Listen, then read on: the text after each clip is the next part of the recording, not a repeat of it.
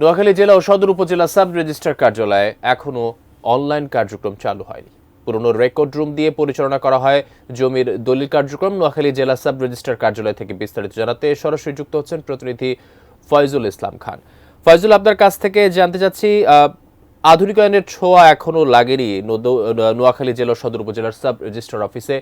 সেখানকার কি চিত্র দেখতে পাচ্ছেন এবং যারা সেবা গ্রহণ করতে আসছেন তারা কি বলছেন? যেমনটি বলছিলেন, নোয়াখালী জেলা সাব রেজিস্ট্রারি অফিস এখনো ডিজিটালাইজেশনের আওতায় আসেনি। কিন্তু এখানে আমি সকালে নোয়াখালী জেলা সাব রেজিস্ট্রার অফিসের অতিরিক্ত দায়িত্বে যিনি আছেন সাব রেজিস্ট্রার আহাদুজ্জামানের সাথে কথা বলেছি। তার ভাষ্য হচ্ছে যে নোয়াখালী দেশের অন্যতম পুরনো একটি রেকর্ড রুম দ্বারা পরিচালিত হয়। এখানে নোয়াখালী পার্শ্ববর্তী যে বৃহত্তর নোয়াখালীর ফেনী, লক্ষ্মীপুর, ভোলা, সন্দ্বীপ এবং আমাদের একটি বড় দ্বীপ উপজেলা হাতিয়া সব নিয়ে এখানে এই যে সরকার কিন্তু বড় ধরনের একটা রাজস্ব পায়। তো এখানে যে সরকারের যে অনলাইন যে কার্যক্রম সেটি এখনো নোয়াখালীতে এইসব কারণে এখনো এখানে চালু করা যায়নি পরীক্ষামূলক ভাবে।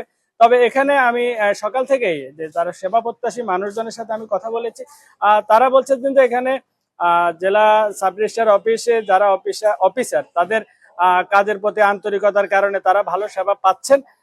এর আগে বিষয়টা হচ্ছে যে 5 আগস্টের পূর্বে এখানে রাজনৈতিক এক ধরনের হস্তক্ষেপ ছিল, কিছু চাঁদাবাজির অভিযোগ ছিল। কালার এক্সপার্ট, জর্জ স্যাপ এবং মাইল্ড অন হ্যান্ডস টেকনোলজি সমৃদ্ধ অরিক্স ক্রিস্টাল ওয়াশ আপনার লন্ড্রি এক্সপার্ট।